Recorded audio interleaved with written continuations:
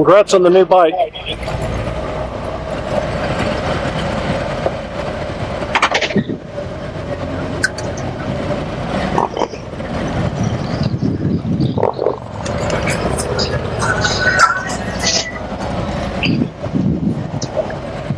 You want to go for a little ride? Yeah, we can go for a ride. Okay. Sun's out again. For my watchers, those who watch the Watchers of Nikon Peaks, I've got DJ Door in the back, and hello. We're going for a little ride. I'm pretty sure that even though I've moved my mic up a little bit, it's going to be very windy. Yeah, but it's not as bad as it was the other day. Well, the wind was also a lot harder.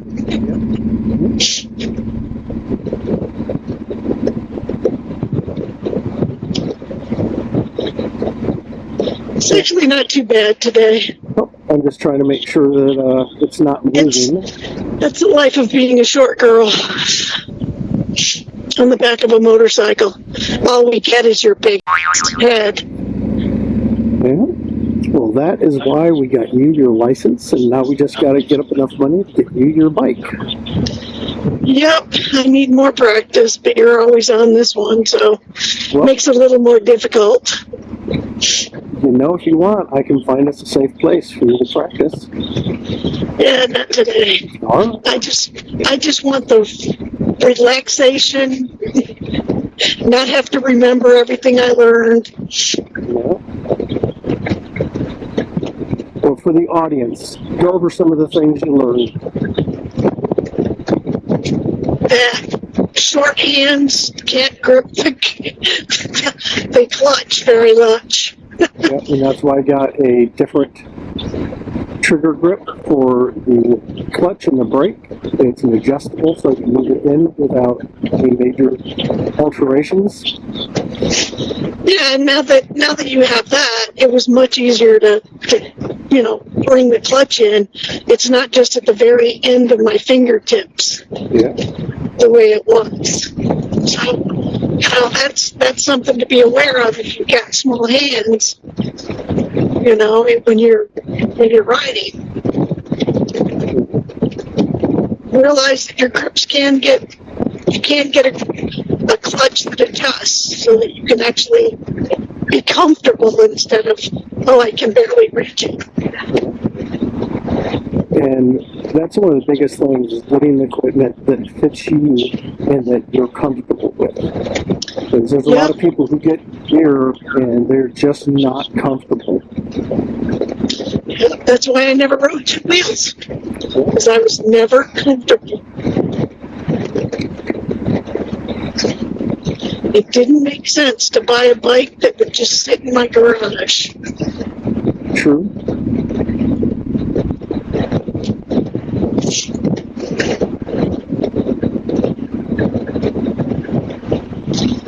So, that's just how things go.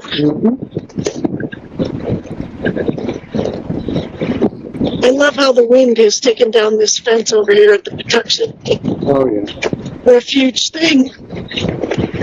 Yeah, animal refuge. Just blew it down because the wind was so fierce over a couple of days. Yeah, we had, what did they say, 80-something mile an hour, 80-something knot, I think, winds. I can't remember if it was mile per hour or not, but... I think they said they changed it to miles per hour. Yeah, but it was good. It took down a lot of trees. Luckily, we didn't lose power or anything, though some people did. Just not in our area. Ours flickered, but that was it. Oh, but compared to the old shocks, we're much more comfortable on these shocks. Oh yeah. That wasn't the gut punch hole.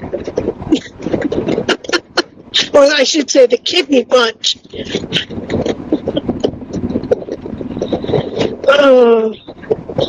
It was just a little, because it only hit one wheel. That's one of the things with the trike. You can't, just have the two wheels where as long as your front one's missing, the back one 90% misses. This one, well, you have offsets, so you're probably going to hit something. Yep. It's actually a nice day today. A couple of raindrops earlier. Now the blue sky is coming in. It's gorgeous for a ride. I need the relaxation. A royal ballroom.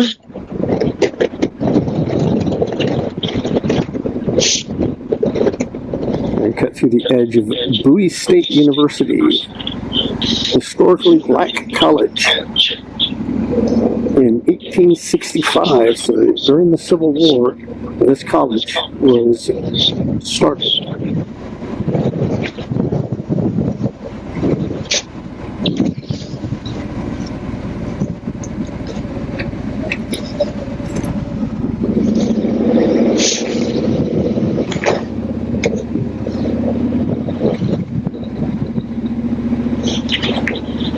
Yep, and it's growing.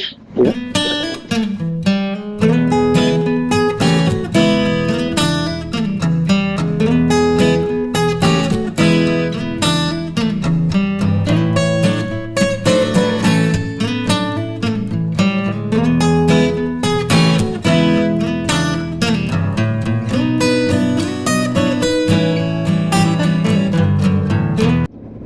And what I find funny, when we're driving over there, it was just barely 50. Now I'm like, okay, I'm getting hot. Let's see what the temperature is.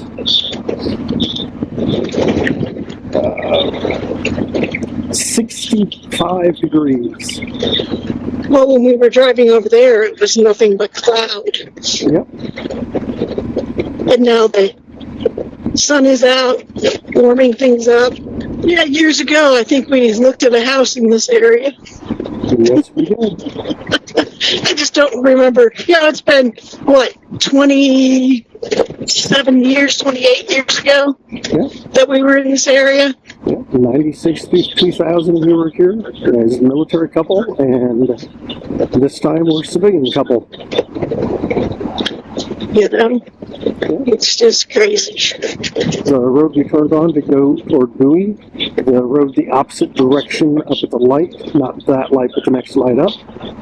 I want to say it was like 2 or 3 miles on the right-hand side. They had been building some really nice single-story and basement houses. And we looked at one, and we were talking very seriously about getting it, and then orders came through.